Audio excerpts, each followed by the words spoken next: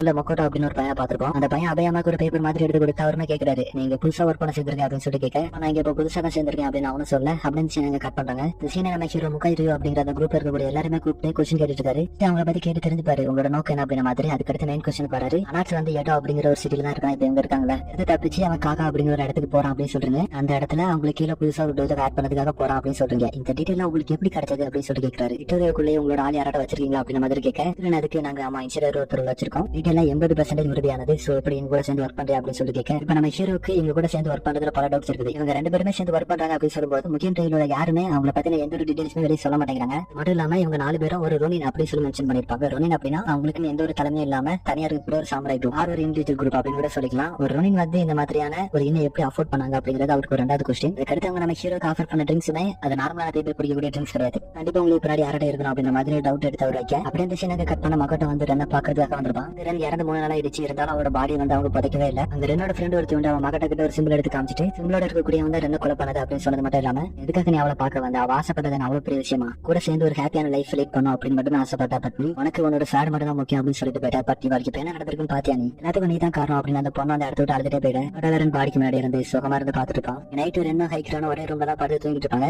ஹைக்ரன் வந்து ஸ்மோக் பண்ணுவாங்க. ஸ்டிக் எடுத்து கிட்ட கொடுத்துருவாரு. டைப் பண்ணி பாருங்க அப்படின்னு சொல்லிட்டு கொடுத்தேன். ஒரு சிப் அடிச்சுட்டு இருமா ஆரம்பிச்சிருவா, உனக்கு இப்ப இது தேவைப்படாத போல, நீ சின்ன பண்ணாதான் இருக்கா அப்படின்னு சொல்லிட்டு வரேன். இன்னைக்கு காலையில நம்ம ஹீரோ அவங்க கிட்ட பேச அதை பத்தி கேட்கும்போது, ஆனா மாஜியா ஃபர்ஸ்ட் டைம் பார்க்கும்போது ஒரு முட்டா பையலா தான் இருப்பான்னு நினைச்சேன், அவனுக்கு மூளை இருக்குது அப்படின்னு சொல்லும்போது ரென் கேட்பான். அவர் கேட்டதெல்லாம் உண்மைதானா அப்படின்ற மாதிரி ஒரு கேள்வி கேட்க வர, அந்த இடத்துல ரெண்டு ஸ்டாப் பண்ணிட்டு ஒரு சில விஷயங்கள் தெரியாம இருக்கிறதே நல்லதுதாமா, நீ போக போக அதை பத்தி தெரிஞ்சுப்பா அப்படின்னு சொல்லிட்டு கொஞ்ச நேரம் கழிச்சு வந்து ஹைக்ரன் கிட்ட நீங்க அந்த குரூப்போட லீடர் அப்படின்னு சொல்லி கேட்கும்போது, ஹைக்ரன் வந்து அடுத்தவங்களோட கேரக்டர் ஈஸியா அண்டர்ஸ்டாண்ட் பண்ணிக்கிறாங்களா, அது இல்லாம ஓரளவுக்கு எங்க இருக்கிற மாதிரி தெரிஞ்சிருப்பாரு எனக்கு. சோ நீங்க தான் இந்த குரூப்போட லீடர் அப்படின்னு சொல்லி கேட்க, அதுக்கு அவங்க ஒரு மாதிரி சிரிச்சுட்டு, இல்லாம நான் உன்னோட 10 வயசு மூத்தவன், அது இல்லாம எனக்கு 2 குழந்தைகள் இருந்திருக்காங்க அப்படின்னு சொன்ன உடனே உங்களோட ஃபேஸ் ஒரு மாதிரி ஆகும். அதுக்கடுத்து நம்ம ரென் கிட்ட அவர் எப்படி உங்ககிட்ட நடந்துக்கிறாரு அப்படின்னு சொல்லிட்டு ஹீரோ பத்தி ரென் கிட்ட கேட்கவும், இல்ல அந்த மாதிரியான ரிலேஷன்ஷிப் எங்களுக்குள்ள கிடையாது அப்படின்னு சொல்ல வரும்போது, இல்ல இந்த மாதிரியான ஒரு ஆள் மேல இருக்குங்கிறது இருந்தா கொஞ்சம் நீ ஜாக்கிரதா இருந்தது அப்படின்னு சொல்லுவாங்க. இதில் மாஜி வந்து அந்த மாதிரியான ஆள் கிடையாது, அவர் பாக்குறதுக்கு தான் உங்களுக்கு கெட்ட ஒரு மாதிரி தோணலாம். ஒரு தடவை கூட தேவையில்லாம ஒருத்தர் குழப்படி நான் பார்த்ததே கிடையாது, கத்தியே இல்லாம ஒருத்தன் கிட்ட மாஜி இதுக்கு மாதிரி சண்டை போடுறது கிடையாது அப்படின்னு சொல்லுவாங்க. அவைக்கா இருக்கிறதுனால அவருக்கு தான் எப்பவுமே கஷ்டம் ஏற்படுது அப்படின்னு சொல்ல வர, ஹைக்ரன் ஒருத்தரோட ப்ரொடெக்ஷன்ல இருக்கிற வரைக்கும் நீ ஸ்ட்ராங்கரே ஆக மாட்டேன் அப்படின்னு சொல்லிட்டு, ஓகே பெட் டைம் ஆயிடுச்சு படுக்கலாம் அப்படின்னு சொல்லி எனக்கு ஒரு மாதிரி தோணும். ஏன்னா முழுசா என்ன காரணம் அப்படின்றது சொல்லல.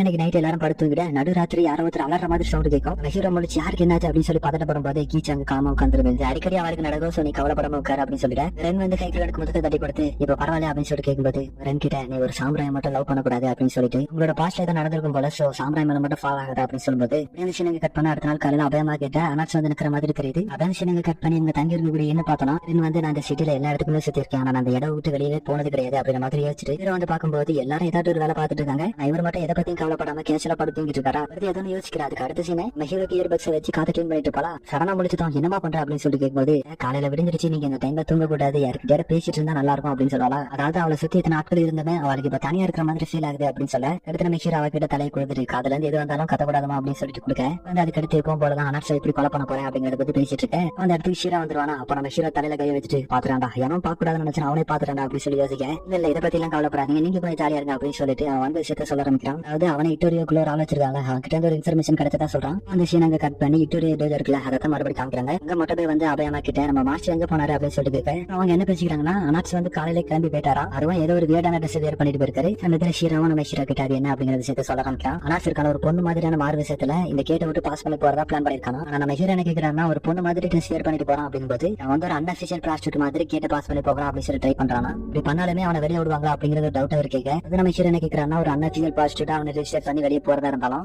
அன்அஃபிஷியல் ஒர்க் பண்ணிருக்கான் அப்படிங்கிற மாதிரி ஒரு பிரச்சனை வரும் அப்படின்னு சொல்லி விரும்பி கேட்க, ஹீரோ ஷோகனைட் கூட ஸ்டேட் ஒரு கனெக்ஷன் வச்சிருந்தா மட்டும் அவனால் வெளியே போக முடியும், இல்லனா நேரம் பண்ணி அவன் இந்த இடத்த விட்டு தப்பிச்சு போறதுக்கு தான் வாய்ப்பு இருக்கு அப்படின்னு சொல்ல, வந்து இப்படி நடக்கிறதுக்கு நிறைய வாய்ப்பு இருக்கு அப்படின்னு சொல்றாங்க. ஏன்னா 2 கூட நடந்திருக்கும், அதுக்கான காரணம் யாரு, விக்டோரியா தானே. சோ அதை பத்தின ஒரு கம்ப்ளைண்ட் லெட்டர் வந்து ஷோகனைட் கிரீன் வந்து எழுதிருக்கா. என்ன ரீசன் தெரியல, அந்த லெட்டர் வந்து ஹெவியாவே ஷோகனைட் வந்து ரெஃப்யூஸ் பண்ணிருக்காரு. அதான் எனக்கு தோணுது, ஒருவேளை ஷோகனைட் கூட அவங்க அந்த டைம்ல கனெக்ஷன்ல இருந்திருக்கலாம், இல்லனா ஷோகனைட்டுக்கு வந்து அவங்க ஃபியூச்சர்ல தேவைப்படுவாங்க அப்படின்னு சொல்லிட்டு அவர் வந்து ரிஜெக்ட் பண்ணிக்கலாம் அப்படின்னு சொல்ல, கருத்து ஷீரா வந்து ரென் கிட்ட அனாட்ஸ் இதுக்கு முன்னாடி பாத்திருக்கியா, பார்த்து இத்தனை வருடங்கள் ஆயிடுச்சு அப்படின்னு சொல்லி கேட்கும்போது, இப்ப கொஞ்ச நாள் முன்னாடி பார்த்தால அதை பத்தி சொல்லும் அப்படின்னா ஓகே, நமக்கு இப்ப பிரச்சனை இல்ல மாஜி, எனக்கு சாயங்காலம் சூரியன் வரையதுக்குள்ள நம்ம அவனை பிடிக்க போறோம், அவ்வளவுதான் ஈவினிங் செலிபிரேஷன் எல்லாரும் தயாரா இருக்கிறா அப்படின்னு சொல்லிட்டு ஓவர் கான்ஃபரன்ஸ்ல பேச, அப்படியே கட் பண்ணா இங்க தங்கி இருக்கக்கூடிய என்னோட ஹோஸ்ட் ஒருத்தங்க இருப்பாங்க. ஹோட்டல்ல உங்களுக்கு தேவையானது செஞ்சு கொடுக்கக்கூடிய ஒரு வேலையை இவங்க பாத்துட்டு இருப்பாங்க. இடத்துல ரெண்டு இருப்பாளா, அவகிட்ட பல கொஸ்டின் கேக்குறாங்க. ஆனா 2 நாளா பாத்துட்டேன், நானே 2 பசங்க இருக்காங்க, ஆனா நீங்க எந்த ஒரு பொண்ணையும் விலைக்கு வாங்குற மாதிரி தெரியல, நீங்க பண்றதெல்லாம் பார்க்கும்போது தப்பா இருக்கிற மாதிரி தோணுது அப்படின்னு சொல்லிட்டு அவங்களோட சீலை மேல தூக்கும் போது அவரோட கையில வந்து காயத்தை நம்மளால பார்க்க முடியும். அப்பதான் நீ அந்த 2 பேரையும் டீல் பண்ணிக்கிட்டியாமா அப்படின்னு சொல்லிட்டு ஒரு கொஸ்டின் கேட்பாங்களா. வந்து சத்தியமா ஆயிடுச்சு, நான் வந்து அப்படிலாம் கிடையாது முடியாது அப்படின்னு சொல்லிடுவா. இந்த மாதிரி இவங்க 2 பேரும் பேசிட்டு இருக்கும்போது ரின் வந்து அப்ப அவங்க கிட்ட ஒன்று கேட்கறா, இந்த கேட்டை விட்டு வெளியே போறதை நினைச்சு என்ன நினைக்கிறீங்க அப்படின்னு சொல்லி கேட்கும்போது, உங்களோட ஒர்க் வந்து பொண்ணுங்க யாருக்காவது தேவைப்பட்டா அவங்களுக்கு கொடுக்குறது தானே. சோ நான் ஒரு தடவை இருக்கேன், நான் இதை பத்தி நிறைய தடவை கேள்விப்பட்டிருக்கேன் அப்படின்னு சொல்ல ரின் வந்து ஒரு பையன் பொண்ணு மாதிரி ட்ரெஸ் பண்ணி நல்ல நோக்கத்துக்காக இந்த இடத்த விட்டு வெளியே போகணும் ட்ரை பண்றான். அதை பத்தி நீங்க என்ன நினைக்கிறீங்க அப்படின்னு சொல்லி கேட்டா, அபிஷியல்ஸ் எல்லாம் சாதாரணமா நினைக்காதமா, இந்த இடத்துக்கு போறது அப்படிங்கிறது ரொம்ப கஷ்டம் அப்படின்னு சொல்ல,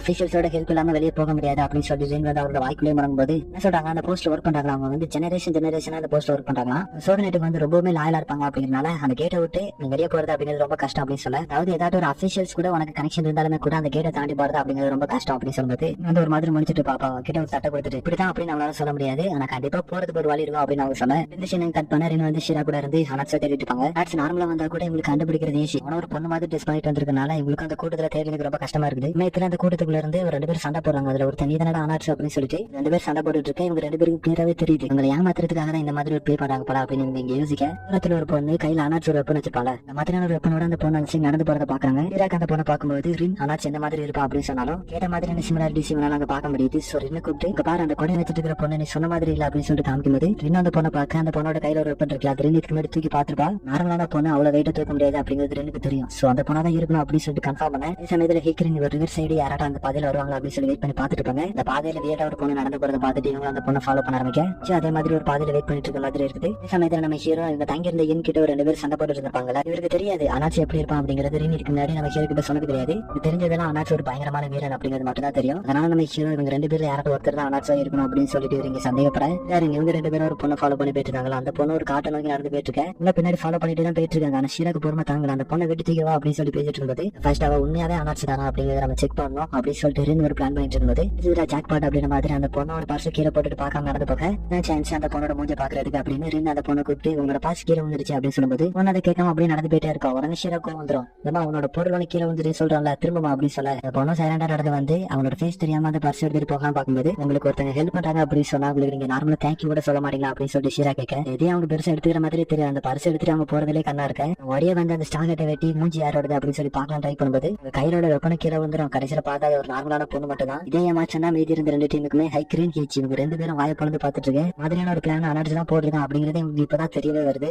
மிகப்பெரிய ட்விஸ்ட் என்னன்னா அனாட்சிக்கு இவங்களோட ஆள் ஒருத்தன் அவங்களோட டீம்ல இருக்கான் அப்படிங்கிறது தெரிஞ்சிருக்கு. அதனாலதான் இந்த மாதிரியான ஒரு பிளான் பண்ணி இவன் துரத்தி வரக்கூடியவங்களை கொள்ளலாம் அப்படின்னு சொல்லி ஒரு பிளான் பண்ணிருக்கான். கேட்ட ஷீரா என்ன நீ என்ன கொள்ள போற அப்படின்ற மாதிரி கேட்க, ஒரு நார்மலான பிளாஸ்டர் மட்டும் தான் என்ன ஒரு கருவியா தான் யூஸ் பண்ணிருக்கான், கொஞ்சம் பின்னாடி திரும்ப பாரு பாப்போம் அப்படின்னு சொல்ல அவனுங்க 2 பேரும் இவங்க 2 பேரும் டீல் பண்றதுக்காக வந்திருக்காங்க. அந்த பொண்ணும் இவங்க கிட்ட எதுவும் சொல்லிட்டு என்னுடைய வேலை முடிஞ்சிருச்சு, இதுக்கப்புறம் நீங்க பாத்துக்கோங்க அப்படின்னு சொல்லிட்டு போக இங்க இவங்க 2 பேரும் ஷீரா கூட சண்டை போட தயாராக அங்க நம்ம ஹீரோ பாத்தீங்கன்னா 2 பேரும் அடிச்சு போட்டுட்டு இவங்க உண்மையான ஆட்சியில போறோம் நம்ம தான் தப்பா தெரிய வந்துட்டு போல அப்படின்னு சொல்லி யோசிக்க, அதே சமயத்துல ஷீரா அவனுக்கு முன்னாடி இந்த 2 பேரும் குடும்பமா கொலை பண்ண முடிஞ்சிருச்சு. அந்த பிளாஸ்டர் கணக்கா எடுத்துக்க மாட்டான் அப்படின்னு ரின் நினைச்சிருப்பா. என்ன ஒருத்தங்க வச்சிருக்காங்க அப்படின்னு சொல்லும்போது ரின்னுக்கு கண்ணு பிடிங்க ஆரம்பிக்குது. இது சிவன் ஒரு சைக்கோன்னு தெரியும்ல, அதே சமயத்துல அந்த பொண்ணு கிட்ட நடந்து வர இவனுக்கு பயந்து அந்த பொண்ணு தப்பிச்சு வர ட்ரை பண்ணும்போது அவரோட காலை வெட்டி விட்டுருவான். அப்படின்னு கட் பண்ண ஹைக்கரண்ட் இருக்காங்களா அவங்க கொலை பண்ண அந்த 2 பேரையும் அவங்க முடிச்சு கட்டிட்டாங்க. அனாட்சி மாதிரி மாறுவேட அணிஞ்சிட்டு வந்து அந்த பொண்ணை பிடிச்சு கேள்வி கேட்டுட்டு இருப்பாங்க. இதாக இந்த மாதிரியான ஒரு வேலைக்கு ஒத்துக்கிட்டேன், ஒருவேளை நீ செத்து போயிட்டா என்னமா பண்ணுவா அப்படின்னு சொல்லிட்டு கேட்கும்போது இல்ல அவர் தான் சொல்லி அனுப்பி விட்டாரு, நீங்க ஒருத்தரோட கையில ஸ்வேட் இருந்தா நீங்க அவங்கள ஒண்ணுமே பண்ண மாட்டீங்க அப்படின்னு சொன்னாரு. சொல்ல மாதிரி எல்லாருமே இருக்க மாட்டாங்கமா அப்படின்னு ஹைக்கரின் அவங்க கிட்ட சொல்லிட்டு இருக்கேன். ஷீரா அந்த பொண்ணை குடும்பப்படுத்த ஆரம்பிக்கிறான். அந்த பொண்ணோட கையை 2 லாக் பண்ணி அதுல ஒரு கத்தி எடுத்து குத்தி வச்சுட்டு அவங்களை குடும்பப்படுத்த ஆரம்பிக்க ரின் அவன் எவ்வளவு தடுக்க ட்ரை பண்ணுவான். அவன் ரின் அவன் தட்டி விட்டது மட்டும் இல்லாம இதுக்குள்ள தலையிடக்கூடாதுன்னு சொல்லியிருக்கான் அப்படின்னு சொல்லிட்டு அவனோட வேலையை ஆரம்பிக்க ஆரம்பிக்கிறான். இந்த சீனை சொல்ல வேண்டாம் அப்படிதான் தோணுச்சு, பட் இது வந்து ரொம்பவே கொடூரமா இருக்கும்.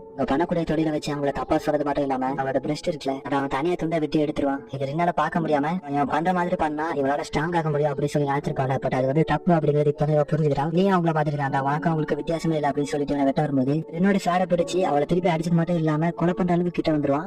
வெட்ட வந்த கை வந்து 2 துண்டா போகும். என்ன சொல்லி பார்த்தா நம்ம ஹீரோ அந்த இடத்துக்கு வந்துட்டாரு. எனப்பா இங்க நீ பண்ணிட்டு இருக்க, நானே இங்க குழம்பிட்டு இருக்கேன், யாருப்பா அந்த அனாச்சு அப்படின்னு சொல்லிட்டு நம்ம ஹீரோ நடந்து வந்துட்டு இருக்கும்போது துண்டா போன அவனோட கையை பார்த்துட்டு என்னோட கை அப்படின்னு சொல்லி புலம்பிட்டு இருப்பான். இந்த சமயத்துல இங்க நடந்தது எல்லாத்தையும் அந்த சைடு நடந்து வந்த வில்லேஜஸ் பாத்துருவாங்க. உங்களுக்கு இங்க பாக்கும்போது ஹீரோயின் 2 பேரும் சேர்ந்து இங்க சும்மா எல்லாரும் கொலை பண்ணிட்டு இருக்காங்க அப்படின்ற மாதிரி தான் தெரிஞ்சிருக்கும். அதனால நம்ம ஹீரோயின் பார்த்துட்டாங்க அந்த இடத்துக்கு பயந்து ஓடிட சமயத்துல ஹீரோவும் அந்த இடத்துக்கு தப்பிச்சு ஓடிடுவாங்க. நம்ம ஹீரோக்கு புரியல இப்ப எதுக்காக இவங்க ஓடிட்டாங்க அப்படின்னு சொல்லி யோசிக்கும் போது அப்பதான் சுத்தி பாக்குறா இருக்கும், யாரு எப்படி பார்த்தாலும் இது நான் பண்ண மாதிரி இருக்குறா அப்படின்னு சொல்லி அவன் யோசிக்க அந்த பொண்ணோட பிரஸ்ட் அவன் கட் பண்ணி எடுத்துட்டான் அப்படின்னு சொன்னால கட் பண்ணி எடுக்கல ஆனா கட் பண்ணிருக்கான். எப்படி பார்த்தாலும் ஒரே கணக்கு தான் வரும். அவளோட ட்ரெஸ் கொஞ்சம் கழிச்சு அந்த துணி எடுத்து அந்த வீடியோ ஸ்டாப் பண்ற மாதிரி வச்சுட்டு வரேன். உழைக்கிறதுக்கு எதாவது வாய்ப்பு இருக்கா அப்படின்னு சொல்லி கேட்கும்போது அது கடவுள் கேட்கதான் இருக்கு அப்படின்னு நம்ம ஹீரோ சொல்ல அந்த இடத்துல நடந்ததெல்லாம் பார்த்துட்டு அந்த இடத்த விட்டு நடந்து போக ஆரம்பிக்கிறாங்க. ஒருத்தனை கொலை பண்ணணும் அப்படின்னு சொல்லிட்டு வந்து சம்மந்தமே இல்லாத நிறைய பேர் செத்துட்டு இருக்காங்க அப்படின்னு சொல்லிட்டு கொஞ்சம் வருத்தப்படுவா. அதோட இந்த எபிசோடு இந்த இடத்துல